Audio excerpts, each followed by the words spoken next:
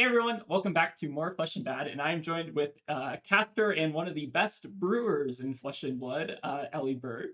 So today we're going to be talking Pleiades, but I guess kind of before we get started, how you been? What have you been up to?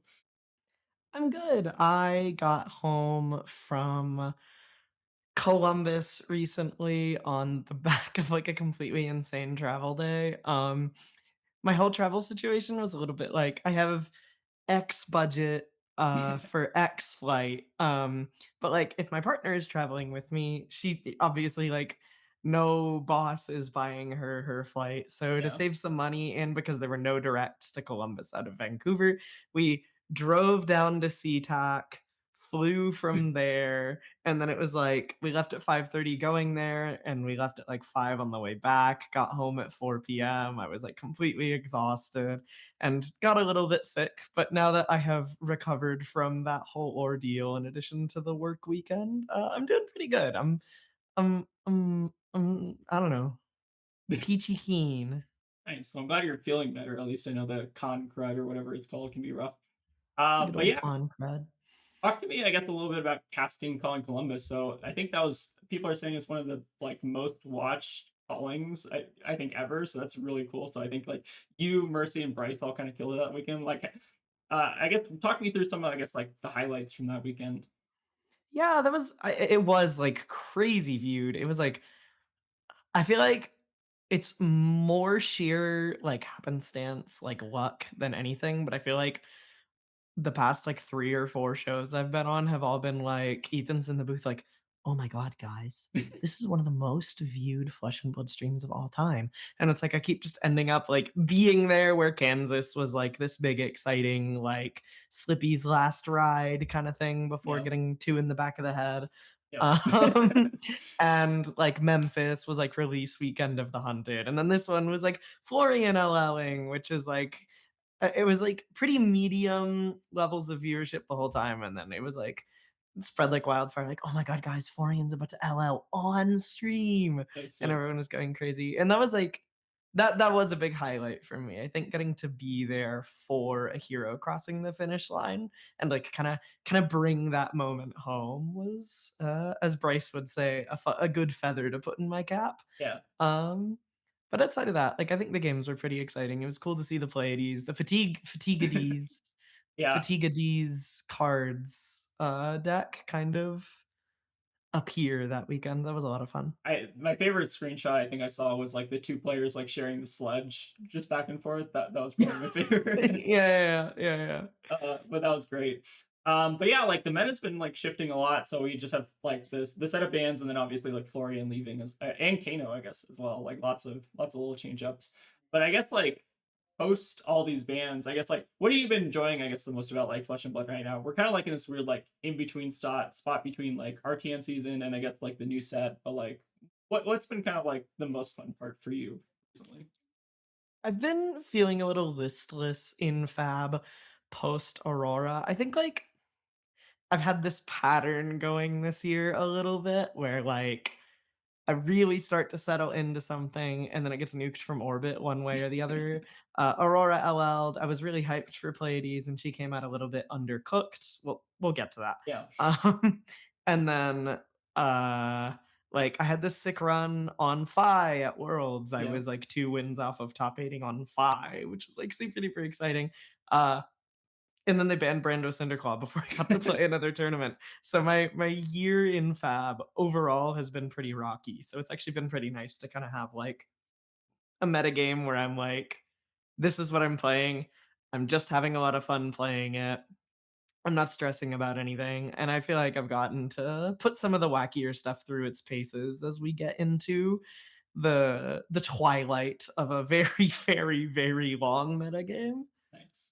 Yeah, I kind of feel like a similar listlessness. I guess after like Zen left, I kind of like I guess I've been like playing Marlin and like Yaro, but like there are a lot of decks that feel very like similar to me in terms of like value proposition, which maybe the compendium will kind of shake up a little bit.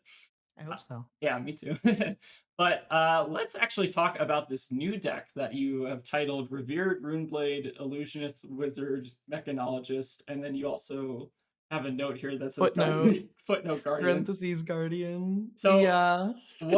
walk me through the inspiration for this list, because this list is actually kind of crazy. So it's like very different from kind of like the fatigue Pleiades we actually kind of saw do pretty well in like Calling Columbus, or like it's almost, to me it feels almost like this like aggro aura Pleiades. But yeah, like talk to me, I guess, about this list. So like what was the inspiration for this list? This deck was like 30% it came to me in a dream. Uh 30% inspired by, I believe his screen name was Tsunaki, a Japanese player who had this like 9 emboldened deck going around a little bit. And then like 30% inspired by someone I saw on Talishar, who was playing something completely off the wall. So I was trying to get some Florian reps. Yeah. Their username on Talishar was Please Nerf Katsu. If you know who that is, uh, I don't know. Say hi. I appreciate I feel you like putting I've me on played the right against that path. person. Yeah, yeah, yeah. It stuck in my mind because they were playing like 9 Nimby, 9 Snatch, and it got me kind of like back. It got the Pleiades juices flowing a little bit again because I was like, oh man, like Nimby to carry all your buffs, go get a blue and play another aura is like really sweet. Yeah. Nimby didn't really end up making the cut, and I kind of like also took a little bit of inspiration from like Jason Rolf's Lyath deck Yeah. and a few other things, but I felt like I kind of landed on something pretty unique despite drawing a lot Yeah. of inspiration from a lot of different places.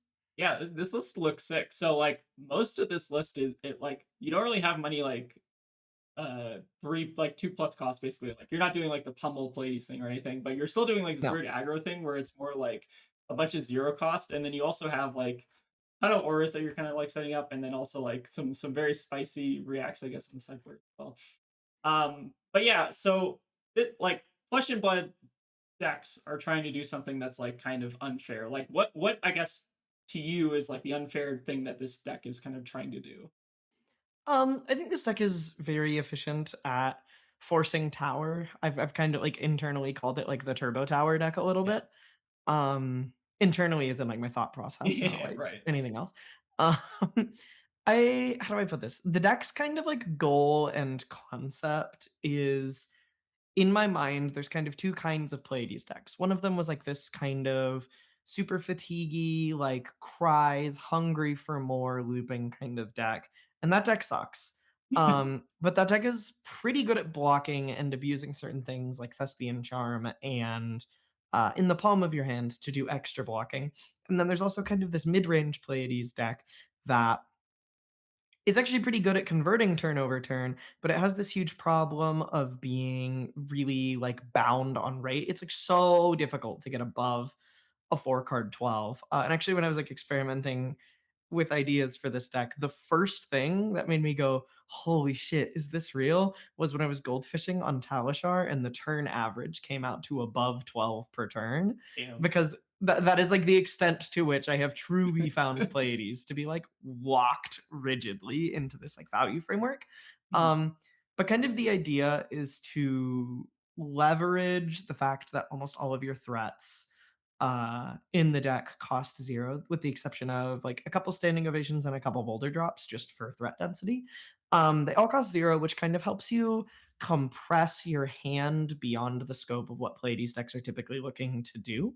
When you kind of get to use X card in your hand for blocking or for setting an arsenal or for establishing extra auras, as opposed to just being forced to pitch it into something like Boulder Drop or Cries or whatever, you start to get a leg up on value. You know, it's like if all your threats are 0 for 4 at base and you're not paying 3 for 3, Yeah. like a 3 for 7 compared to 0 for 4. Mhm. Um, you start to get a little bit ahead on rate and it starts to really compound, especially with the added bonus of the fact that everything in the deck being a 0 cost means you get to leverage what happens next in increasingly novel and unfair ways, Yeah, that's pretty which sick. is the core of the deck. The deck is like no questions asked, what happens next turbo kind of deck. Like you play this card, you stick it around forever. It's pretty sick. So like honestly, what this feels like to me is almost like this weird like Briar, you're kind of like trying to buff on your turn, and you don't have like these like setup auras, but this it's like delayed Briar, I guess, which is Little bit. yeah, it's kind of cool.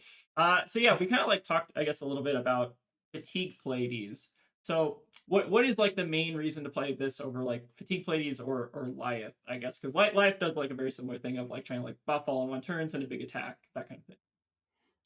I'll answer these kind of in Yeah, sequence. yeah, sure. I think the main reason to play this over the Fatigue Pleiades deck is fun. I actually think like for the, this is not a knock against that deck. I think that Yeah, deck's pretty cool. I just know that Fatigue's not for everybody. It's certainly not for me. yeah, Um, and I think this deck actually has like somewhat similar of a matchup spread where I think like nothing is too cursed, which I do think is like a true and real quality of that deck. Nothing is like too cursed, and you have a few matchups that are like very, very, very good for you. It's definitely like a choose what you lose to kind of difference where I think that deck is particularly strong against like various aggro decks and that sort of thing.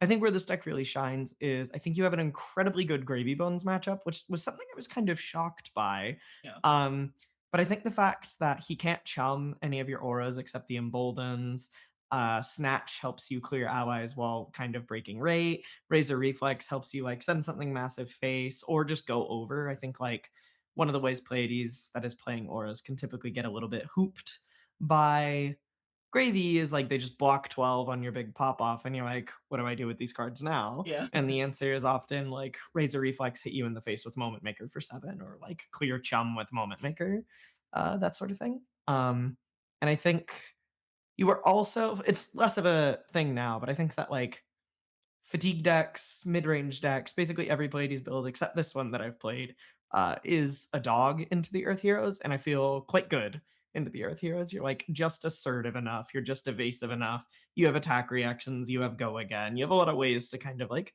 put them in uncomfortable blocking decisions, which you usually don't That's otherwise. really cool. I also didn't realize that these were started turn triggers so that Gravy can't Yeah, respond with Chum. That's actually kind of sick. there's no priority. But yeah, I guess like compare this deck to I guess Lyeth. Like what are you getting by playing Pleiades? Like I feel like there's maybe like is the confidence kind of like a bigger draw to I guess this like how much confidence do we actually have in this deck? I'm curious. Not that much. You Okay. mostly have the turning points. I'll talk about it when we get to the sideboard and stuff, but Helm of the Adored is actually pretty significant. Significant. I play that against like Syndra and that sort of thing, so that I can just have an on-demand confidence. Because I think one of the ways you win that matchup is by resolving a confident cut along story short. Because it's just like this is going to shred your hand, and I'm gonna get like 30 Yeah. value out of it because you don't get to block. Pretty sick. Yeah. Um, that and I actually think, like, this is gonna sound like such a hater ass take, but I do mean this in earnest. Um, there are a lot of really good cards that Wyath is just straight up banned from playing. Yeah. I have a buddy, Lucas Ing, who really, really quite likes Lyath, and he was asking me, so like, why play this over Lyath? They're like conceptually Yeah. kind of similar. And I was like, I get to play Sink Below, Shelter from the Storm, and Lightning Strike, Snatch, and he was like, "Stop, stop, Oh stop!" no. Yeah, Lyeth's hero ability is like just really, really rough sometimes. Yeah. It's super taxing. Yeah, for sure. Cool. What I guess with that, let's go ahead and I guess talk about like the deck composition itself. So I think this is basically like kind of your main pile. It looks like to me. So I guess like what are kind of like the different roles cards are kind of like playing in this main deck? So you have like your auras, you have your like kind of like your attacks, like your zero costs. And then you also I think have some like kind of more utility, I guess, kind of like auras. I'll start with the equipment Yeah, because I sure. think that's kind of the easiest thing to talk about. Sure. Um, the equipment is all well, you're basically only ever playing Tunic. It's the only chess piece in the deck. Mhm. Tunic is Tunic. Tunic will Yeah. be Tunic forever. For Nothing will sure. ever replace Tunic. Um, Moment Maker ended up being the solo weapon. For a little while, I tried Titan's Fist, Steel Braid, or something similar out, but I found that I had a few key issues, which is A, Titan's Fist is pretty restrictive on your blue base, whereas this deck gets to run a lot of other cute, interesting, novel kind of blues like Turning Point, Yeah. Captain's Call, Superstar, What Happens Next, etc. And I also found what led me to put Moment Maker in the deck was I found that like more so than any other Pleiades build I'd ever played with, this deck was really good at swinging online Moment Maker, largely Yeah. due to the fact that because all of your attacks cost 0 and you don't need to pitch into them, you find yourself with like extra cards you can use to play auras like really like significantly more often. I think on average, in a matchup where I'm the proactive individual. I swing Moment Maker 3, 4, 5 times online. That's It's like pretty a very good. good way to help your rate out. Just get that like sick one card six. Um Other equipment, Snapdragon Scaler is what I play like 90% of the time. Mhm. I basically only play boots to the boards in matchups where I feel like I need a bunch of armor and I don't think Snaps is better. There's been a few matchups where I've kind of like, oh, maybe I need a bunch of armor because it's Arachne Marionette. And then the more I played against it, I was just like, oh, but Snaps lets me actually try to win the game. Yeah, Northern Gloves is AB1. Iron Fist Revelation is I don't know, pretty self-explanatory. It's like best in slot and Guardian equipment. I don't yeah, really think there's like any consideration. If your deck can play Iron Fist Revelation, I think it needs to play Iron Fist for Revelation. It's sure. 5 value on the board. I already spoke about Helm of the Adored. It's on-demand confidence into aggressive matchups. Crown of Providence is good for it can be good into certain aggressive matchups, though. I have usually found that Helm of the Adored helps you actually win games. Mhm. Um, Providence lets you hand fix. Providence actually has a really important role in this deck. Yeah. Um, because Embolden only buffs Guardian cards as opposed to your Oh, other ones, yeah. which always buff attacks. So True. Crown of Providence, you can either kind of dig at random towards finding a Guardian threat like Short Shrift, or you can use up on a pedestal.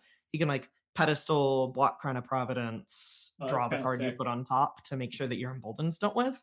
Because I feel like the way you lose games that you're ahead is like, oh, I can't cash out this Embolden and I lit a card on fire, which is like not good. Yeah, that's pretty bad. Um, so Providence is pretty important at making sure your offense never like stumbles. Mhm. And Bodge is for brutes. Yeah. Do you run into Gravy at all, or do you run Providence into, Gravy? Providence. You just Okay. need to not stumble and you kind of get to beat him to death. So It's pretty sweet. Nice. Bodge is never all that strong. Cool. Also, Conqueror is the Yeah, other reason that you Conqueror, put yeah. Providence. Yeah, Other yeah. pretty important reason. Big old boat. Big Boat boats. set. But yeah, I guess now, so equipment, I guess we kind of covered. Let's talk, I guess, the main deck. So walk me through, I guess, kind of like what the kind of different roles the cards can play here. Um, I kind of I've mentioned the zero cost threats thing, so I'll get Yeah. into that first.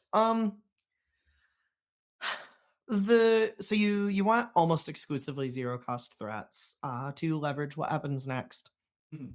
Um, the bolter drops are kind of a consideration on density. For a while, I was playing No Tall Tales in that slot, just two copies of it, but I found that the deck can't really support more than three copies of any like given tower card. So Yeah. like having 5 to 6 in the deck just didn't feel tenable at all. Mhm. I felt like I was sending vanilla damage too often is the Gotcha. reason Boulder Drop is in the deck. Um and like Boulder Drop is kind of the best worst Guardian card. Yeah. Um Because and there's then not a lot of oh, sorry. zero cost crush effects, right? Basically, No, it's it's just just in short Super shift and Slam. yeah, Short makes sense. Shrift, We Wrecking Ball, and then you have Cut with the tower. Yeah, yeah, yeah. Um E-Strike is kind of the GOAT. I love E-Strike. I wanna say it was Pudding, but I might be misremembering. It was definitely a member of Team Blue Pitch who said that. Um, if your deck can play E-Strike and you can choose all 3 modes in good conscience, it is probably a good deck. Which is how I feel about this deck. I think the, like, E-Strike draw a card, pay 0 for Razor, swing Moment Maker turns are really sweet. Sometimes you just, like, go again to cash out a buff into a weapon or something else. Something like a play pattern that comes up with this deck a lot that's really powerful is because Embolden only buffs Guardian cards, you can have, like, Embolden Edge of their seats pop and be like, My 3-card hand is E-Strike for 10, go again into Short Shrift for 10, which is hilariously stupid. Oh yeah. Which I'm a big fan of. And then yeah, it's just like crushy, disruptive-y kind of things. And then on the sideboard, you have Scar for a Scar and Snatch. Um, Snatch is actually really important. Snatch felt like one of the biggest like breakthroughs I had with the deck. Because Pleiades has this huge problem of when you send this big on hit and your opponent just folds their hand, your on hit sucks. Yeah. Because they don't have any cards for you to take away from them. So Snatch being like first, like, Snatch for 10 fucking sucks to Yeah. block. Sorry, can I curse? Am I Yeah, allowed? you can Okay, curse. okay. Snatch for 10 fucking sucks to block. Nobody wants to block Snatch for 10. That is ass. Um, and especially when it has, like, the potential to have go again. And B, just, like, when you send this massive snatch, like, you have, like, 2 auras pop, snatch for 16, and you don't have action points, and they could just fold and take 2, you still kinda shred their whole hand and draw a free card, which is Yeah. very, very, very strong when your biggest weakness is your opponent just folding against you. Sure. Do you ever like find yourself in a situation where you like have any like resources floating and then you like draw an aura off the top and then you just play it off the snatch? Yes. That is, like, one of the things that's so nasty about Snatch, is that you can send, like, massive Snatch, 1 card in hand, and your opponent's like, "Oh, like, I don't need to block this. She already has an arsenal." And then you just, like, hit, you, like, have Tunic, what happens next? And you're like, "Okay, I guess I'll just play this free tension in the air and set, like, Short Shrift or whatever," which is, like, really bananas. Snatch feels pretty unreasonable in this deck. Yeah, card's pretty good, especially in like Silver Age or whatever. Okay, actually, me here's a decent question. So for the main deck, I guess like what are you imposing visaging for most of the time? You are like, let's say you have this in your opening hand. Like, what is the tutor target? I assume it's what happens next. Yeah, Okay, okay, yeah. just I check. was I'm just I was checking. making a face because I was like, "What do you think?" Yeah, I go get what happens next, Yeah, and then if I usually try to, like, block or pitch away imposing, after that, but, you get a lot of extra cards in this deck because sometimes you just, like, nuke your opponent's turn. When you have yeah, what imposing visage, I will if I do have an arsenal, I will go get, like, tension or edge or whatever, depending on what my resources allow, and if I don't have an arsenal, I'll just go get palm, spin my wheels a little bit. that makes sense. Yeah, I feel like this is like kind of what happens next. The deck basically like Yeah. I assume the goal is to like keep this around for like 6 turns until eventually it becomes too costly to actually like keep it. Or Yeah, there are yeah, the way the deck is built is that by turn 6, your opponent's just dead dead. in a ditch somewhere, but Makes sense. there are games where you have multiple, there are games where you keep it around for, like, 10 turns, there are games where you lose it early and you explode, and there are games where you win without it, but, You know, uh, pretty sick. for the most part, the goal is to keep it around until they die and find it early. It's kind of like a ley line almost, but you get Yeah, 3 copies, which is sick. yep, and they stack. Well, is there anything else I missed? I think Here, the only other spicy thing in here is Captain's Call. oh, Captain's. Oh yeah, let's talk about Captain's Call. So this is basically like blue +2. I imagine you're using it for +2 mostly. Is that true? Yeah, yeah. I think that, like, you actually use this card as Blink, like, somewhat often. Okay. I actually got pretty close to this spot just being Trot Along, Oh, interesting. um, but I felt like Trot Along kinda loses a lot in exchange for blocking 3. It's like Trot Along does block 3, which is pretty nice, but I think the deck blocks well enough overall. Yeah, and you Um, lose like the modality of it. I guess.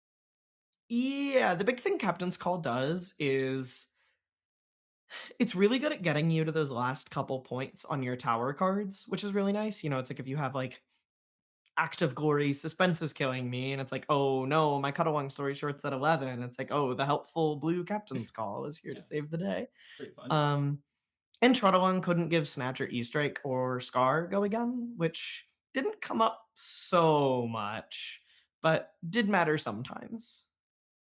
It's pretty cool. Yeah, I like this card. I remember this card fell off in Zen pretty hard, but like I think this card's like pretty reasonable in this deck. Just like blue pump or Gogan. Like it seems like you use the Gogan actually pretty well. Yeah, yeah, the deck is yeah, that was the other thing is it felt like you wanted, like, 1 or 2 more ways to get go again. I played around with Yellow Razor, but it was just so Yeah, stinky. Yellow Razor is Um grody. The +2 is also nice, because if it's your first pump on Short Shrift or Wee Wrecking Ball, it is worth 3. It's pretty sick. Yeah. Oh yeah.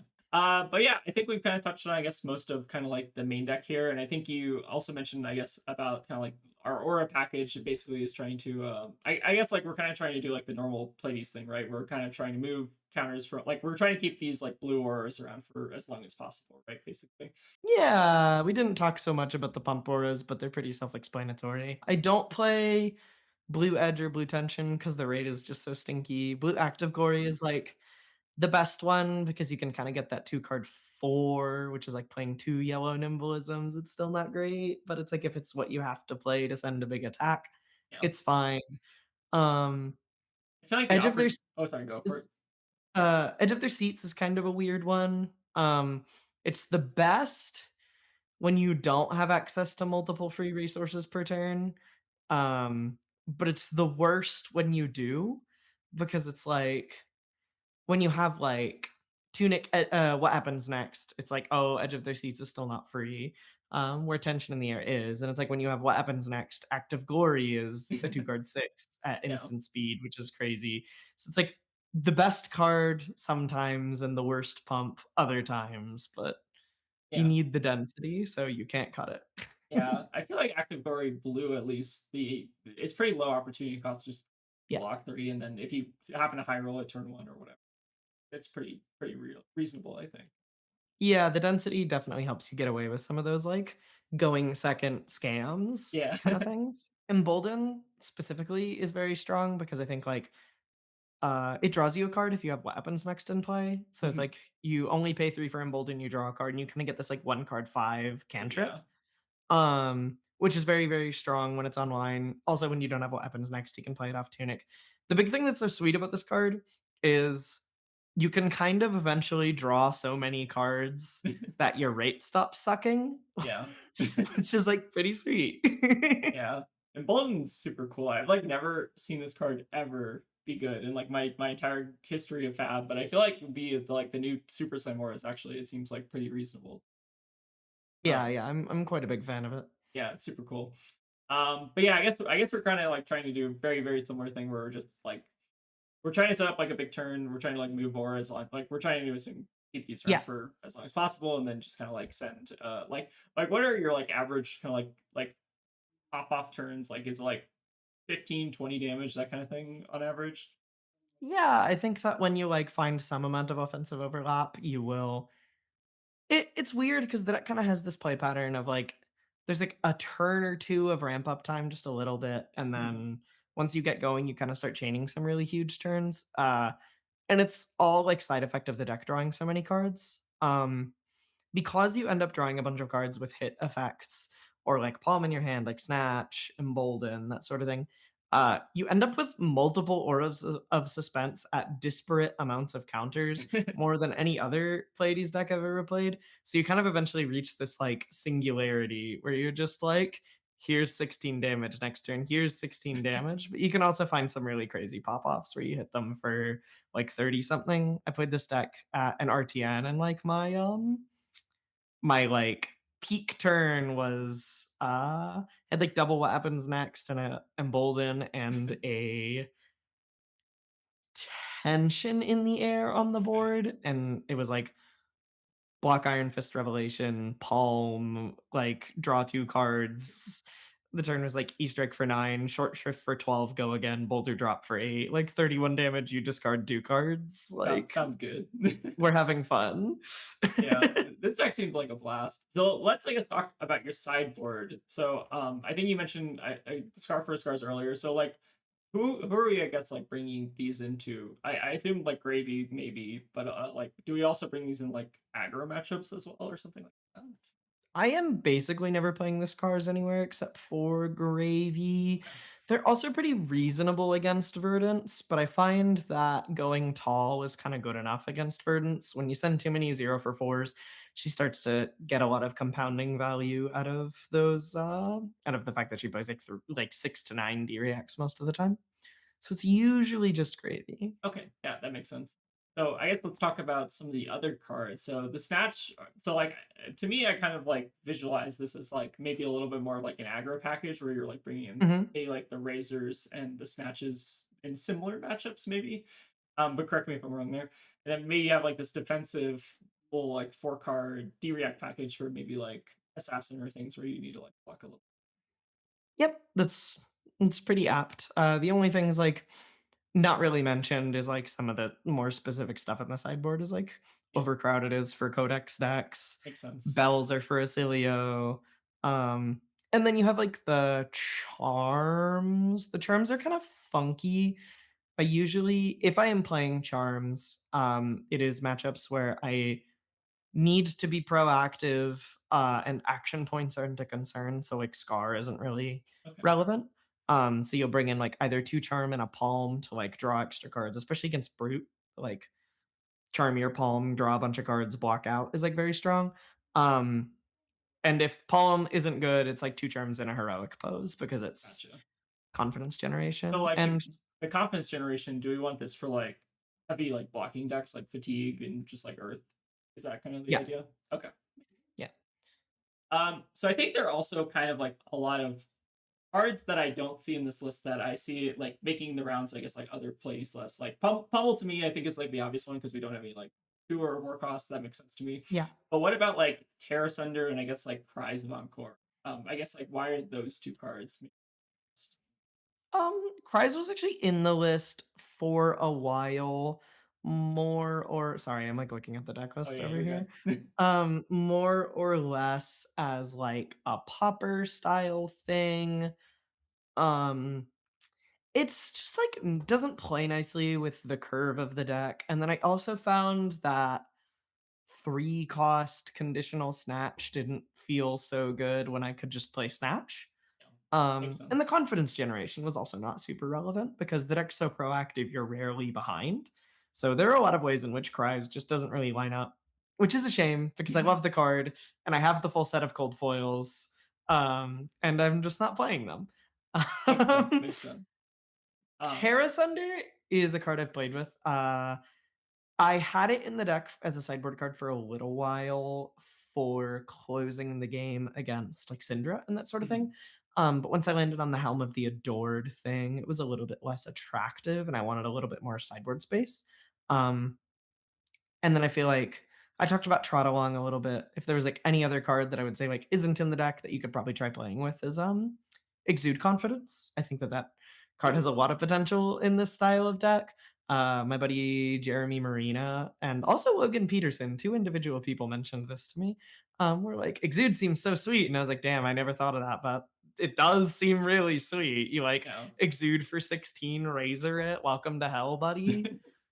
Nice DRX loser, that kind of stuff. Yeah, yeah, yeah. But yeah, that actually seems pretty like maybe as like cyber tech if you're expecting a lot more people. So I guess let's maybe talk a little bit, I guess, about your match. So you actually brought this to an RTN. I guess like how did it feel into the field and like how did you do? I'm kind of curious. I went 4-1 in Swiss, and then I lost in top 4 to Acilio, which was like, Yeah, happens. the way I lost was really entertaining, which was, I didn't present AB, because I hadn't really played the matchup at all. Now I feel pretty good about the matchup, but at the time I was, like, flying Yeah. blind, and I got my weapons next to null shocked, Oh turn no. 0, which just sent me straight to hell. Oof. Um, but outside of that, what did I play against? Round 1 was a Prism. That matchup felt pretty reasonable. It feels like you are the aggressor. She is probably going to try and play auras against you because you are a guardian. There's like a little bit of sketchiness in that you Yeah. have basically no poppers. But you're also usually hitting her so hard she doesn't get to play that many auras. Yeah. And you can race her on damage for sure. Um, and then what was my second round? I feel like this is the one I never. Oh, an RKO. I think your RKO matchup is pretty good because you send a lot of evasive damage, and it's hard for your him to stay ahead in the way that he wants to. What was my third? I played against a Gravy Bones round 3. That matchup I feel pretty good about. I think like having a lot of go again in your weapon, being capable of coming in for 6 to clear allies feels like quite significant. Um, Sorry to I put you on the spot. lost. Huh? Oh, sorry to put you on the spot with your RTN. No, no, no, you're all good. I'm just trying to remember it because 'cause it's been Yeah. 2 weeks.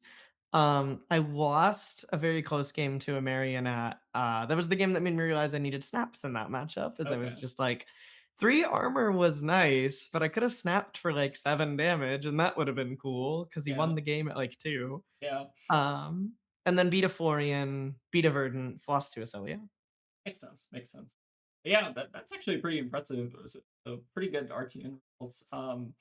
So I guess like in your mind, I guess like what do you feel like your kind of like good matchup to for this deck, or like what do you not mind like sitting across from?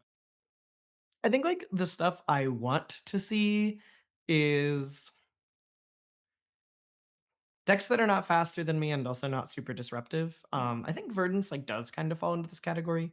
Tree is like not so great to see, but I think you're pretty good at just blocking out. There are also times where you can kind of cheat tree with Palm or with E-Strike or other draw triggers. Like or just like sometimes you could just dump your hand as instants in response to tree. Quite nice. No. Um, I really like the Gravy Bones matchup. I think you're I'm just thinking in Yeah, sequence go for it. stuff in the meta. I really like your Gravy matchup. I really like your RKO matchup. Um, I think like the things this deck doesn't want to see is decks that just want to fold and are also very good at folding into evasive damage, right? Like I think that the Earth Heroes just want to fold, but they're not that good at folding into confidence because the way those decks are built is I want to put my whole hand on the table if I'm going to block. Um, they have like mental block and stuff, but Right. overall, so like staunch response is really nasty against this stack. Blood in the water can be a pain, but I think the rest of that matchup kind of works in your favor. And I think occasionally like KO can be a little scary. Just like a ton of damage and a fair bit of disruption. But I think overall, when it's a matchup where I'm gonna sit here and we're gonna both show each other a number, I usually feel pretty good about it. Yeah, it feels like you often will probably like just have this like really evasive. Maybe you won't have like all evasion, but you're having 16 to 20 damage, which is evasion in and of itself, right? Yeah, Um, and cut a long story short, can force just obscene amounts of damage through when you're just like yeah, 13 snaps it, snatch razor, blah blah blah blah blah blah blah. yeah, seems pretty good. So I guess what are your like what are the scary matchups for this deck? Like I think we were talking about Marionette earlier. How does that feel? I think Marionette is scary, not in the sense that it's like so bad. I'm not really sure. I wish I've gotten to test that one more. But I think the scary ones are like Marionette because Marionette is so high variance. Yeah. That deck's the difference between that deck's floor and its ceiling is like the worst deck in all of Fab to the best deck in all of Fab. Yeah. So it's a little bit all over the place. So they're always a little scary to me. Yeah. Um, Acilio is, like, scary. You don't have, like I think it's fine for you, but I think you need to not whiff. Like, you need to disrupt them when they want to go for it, and you need to, like, not stumble on consistently presenting damage turn to turn. All right. Well, I think that pretty much covers the deck. If there's anything you want to add, let me know. But I think this deck's really sweet. I actually want to kind of like try this at some point, just kind of like Dirtle on Talasha or whatever. But I guess like uh kind of what are you hyped for, I guess, in the coming sets? So we got Compendium coming up. I think you got a spoiler, I got a spoiler. So we have hidden information that our fans don't know. But I don't want you to tell me anything, but I guess just like what decks are you kind of excited about to try or like you are hoping that kind of get some support? Um, as far as Pleiades goes, I think, like, my personal wish list is, like, some kind of blue block 3 suspense aura that is a little bit less stinky. I think, like, one that adds crush to your first attack each turn would be cool, like, Ooh, even if it's just, like, crush, their first attack gets -2, like a weak debilitate style effect or something like that, I think that could help a lot. And it's, like, another thing you wanna feed, it's a blue, it's a block 3, or just, like, 0 cost blue block 3 +2 aura would be really sweet. that'd be pretty Maybe sick. maybe a greedy ask, but outside of Pleiades, I'm looking forward to Bolton. I Oh feel yeah. like between I love Bolton. I can't help myself with Bolton. They keep coming back. But I feel like between my spoiler and I'm hoping we get some cool commons and rares that it might like actually for realsies this guy's I promise actually be his time a little bit. Um he's feeling he's like he's been so close so many times, and it feels like there's always like one thing that holds him back. And I feel like he's needed just like instead of one card, he needs like six. And I Yeah. think if the set can give him like six, you know, because like everybody's getting one card at the Right. same time. Yeah. And it's like if this set can give him like six cards or something, I'll feel pretty good about it. I'll say that my spoiler isn't even a light warrior card. It's just a light card, which made me Ooh. go like, "Ooh, maybe" it's, like, obviously a Bolton card Yeah. and just a light card, which made me go like, "Ooh, maybe this guy's getting, like, 3 needles in the arm instead of Nice. 1." That'd be sick. So, Yeah. I'm pretty stoked, I'm pretty stoked. I know we also I think got that Phi or like a partial Phi spoiler at some point. That's also exciting to me. Yeah, yeah, yeah. I Yeah. think Fi will be sweet. I think Yeah, I think Fi will be sweet. I think Fi got kinda owned by the ban list, not so much the brand ban, I think he's, Oh, like, still pretty functional, but I think he lost a lot of the meta game conditions that made yeah. him feel strong, so I'm curious to see how Compendium interacts with that, but I'm cautiously optimistic as well. Nice, nice. I think I'm most excited about just like any Ranger support in general, or just some Yeah. Marlin stuff. That's the deck that I've been probably playing the most.